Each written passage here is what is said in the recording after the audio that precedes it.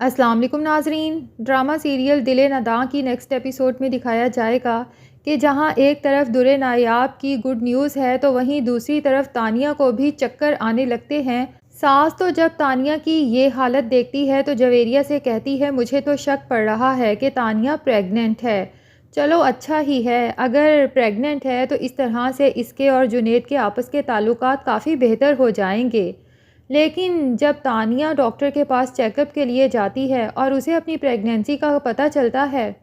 تو وہ تو اتنی پریشان ہو جاتی ہے جیسے کوئی بہت ہی بری خبر سن لی ہو۔ ڈاکٹر بھی تانیہ کے ری ایکشن پہ کافی حیرت زدہ ہوتی ہے کہ عورت تو اپنی پریگنینسی کی خبر سن کے ہمیشہ خوش ہو جاتی ہے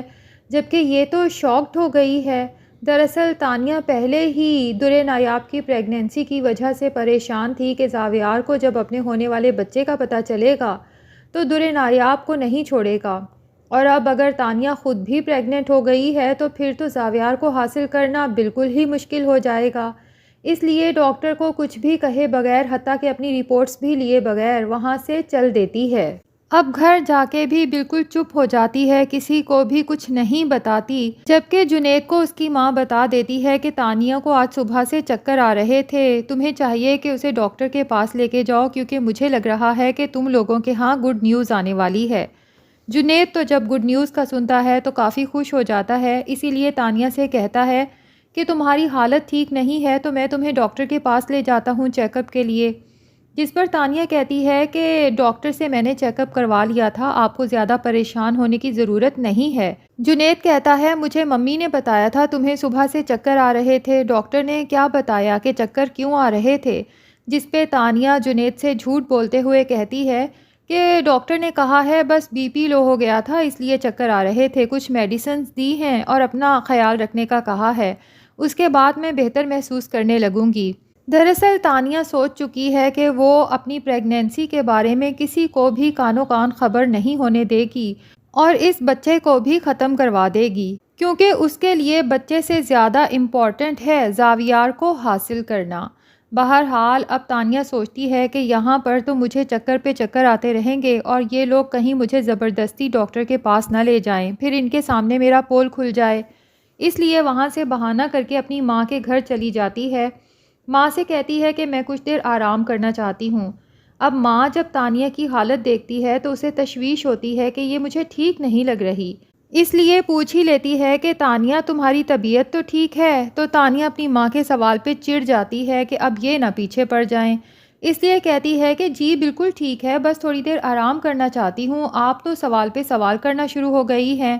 لیکن تانیہ کی ماں بھی آخر تجربہ کار عورت ہے اور بہت دور اندیش بھی، اسی لیے تانیہ سے کہتی ہے کہ تانیہ اگر میں غلط نہیں سوچ رہی تو آر یو ایکسپیکٹنگ؟ اب تانیہ کو تو اپنی ماں کی بات سن کے حیرت کا جھٹکا بھی لگتا ہے اور غصہ بھی آتا ہے کہ آخر میری ماں کو اس بات کا شبہ کیوں ہوا۔ بہرحال اب ہوگا یہی کہ وہ اپنی ماں سے کہہ دے گی کہ مجھے یہ بچہ نہیں چاہیے، جس پہ تانیہ کی ماں کو حیرت بھی ہوگی اور افسوس بھی کہ یہ کیسی عورت ہے، کیونکہ ماں بننا تو ہر عورت کا خواب ہوتا ہے، اگر اللہ تعالیٰ اس پہ مہربان ہے تو بجائے شکر ادا کرنے کے یہ ناشکری کر رہی ہے۔ دوسری طرف جنید سوچتا ہے کہ مجھے در نایاب بھابھی کو گھر واپس لے آنا چاہیے اور یہاں ان کے ساتھ جو بھی ناانصافیاں ہو رہی ہیں اس کے خلاف بھی سختی سے سٹینڈ لینا چاہیے، اس لیے وہ تو در نایاب کے گھر پہنچ جاتا ہے، لیکن اسے دیکھ کر در نایاب کے گھر والوں کو غصہ آ جاتا ہے، خاص طور پہ در نایاب کے بھائی اور بھابھی کو، اس لیے کہہ ہی دیتے ہیں کہ تم کس رشتے سے در نایاب کو لینے آئے ہو؟ اگر در نایاب ناراض ہو کے آئی بھی ہے تو اس کے شوہر کو آنا چاہیے یا گھر کے کسی بڑے کو۔ تو جنید کہتا ہے کہ دراصل دادی در نایاب بھابھی کو بہت مس کر رہی تھیں اور ان کے یہاں آ جانے سے وہ خود کو بہت اکیلا محسوس کر رہی تھیں، اب وہ خود تو آ نہیں سکتی کیونکہ ان کی صحت اجازت نہیں دیتی، اس لیے انہوں نے مجھ سے ریکویسٹ کی اور میں بھابھی کو لینے آ گیا۔ در نایاب تو جنید کے ساتھ جانے سے انکار کر دیتی ہے، لیکن اس کی دادی اسے سمجھاتی ہیں کہ اگر تم چاہتی ہو کہ زاویار اور تمہارے درمیان مزید غلط فہمیاں پیدا نہ ہوں تو تمہیں اپنے گھر واپس چلے جانا چاہیے۔ دادی کے سمجھانے پر در نایاب گھر چلی تو جاتی ہے، لیکن اتفاق سے زاویار بھی دبئی سے واپس آ چکا ہے۔ اب نگار بیگم تو زاویار کے آتے ساتھ ہی اسے گھیر کے بیٹھ جاتی ہیں کہ جانے سے پہلے تم نے وعدہ کیا تھا کہ تم واپس آ کے در نایاب کو طلاق دے دو گے اور اس رشتے کو ختم کر دو گے۔ میں چاہتی ہوں کہ جتنی جلدی یہ معاملہ ختم ہو جائے اتنا ہی بہتر ہے۔ میں نے طلاق کے پیپرز بھی تیار کروا لیے ہیں، تم ان پہ بس دستخط کر دو۔ در نایاب اتفاق سے دروازے کے پاس کھڑی یہ سب سن لیتی ہے اور بہت پریشان ہوتی ہے کہ زاویار کی ماں نے اسے میری پریگنینسی کے بارے میں کیوں نہیں بتایا، اور اگر زاویار نے طلاق نامے پہ دستخط کر دیے تو میرا اور میرے بچے کا کیا بنے گا۔ ابھی وہ اسی کشمکش میں ہوتی ہے کہ ایسے میں مجھے سامنے جا کے زاویار کو یہ سب بتانا چاہیے، کیا وہ میری بات پہ یقین کرے گا یا اس کا کیا ری ایکشن ہوگا۔ وہ تو انہی سوچوں میں ہوتی ہے کہ زاویار کی دادی نگار بیگم اور زاویار کی باتیں سن لیتی ہیں، غصے میں وہیں پہنچ جاتی ہیں اور زاویار سے کہتی ہیں کہ اب زاویار در نایاب کو طلاق نہیں دے سکتا۔ زاویار دادی کو جب دیکھتا ہے تو کھڑا ہو جاتا ہے، سلام کرتا ہے۔ دادی غصے سے کہتی ہیں کہ بیٹھ جاؤ۔ اب زاویار پوچھتا ہے کہ دادو آپ نے یہ کیوں کہا کہ میں اسے طلاق نہیں دے سکتا، جس پہ اس کی دادی اسے بتاتی ہیں کیونکہ تم باپ بننے والے ہو اور پریگنینسی میں ڈائیورس نہیں ہو سکتی۔ زاویار تو یہ بات سن کے حیران پریشان ہو جاتا ہے کہ اتنی بڑی اور اتنی خوشی کی خبر اور مجھے یوں اچانک مل رہی ہے، مجھے آخر کسی نے بتایا کیوں نہیں۔ جس پہ دادی زاویار کو ہی ڈانٹیں گی کہ تم جو کچھ کر کے گئے تھے کیا اس کے بعد تم سے کانٹیکٹ کرنا بنتا تھا؟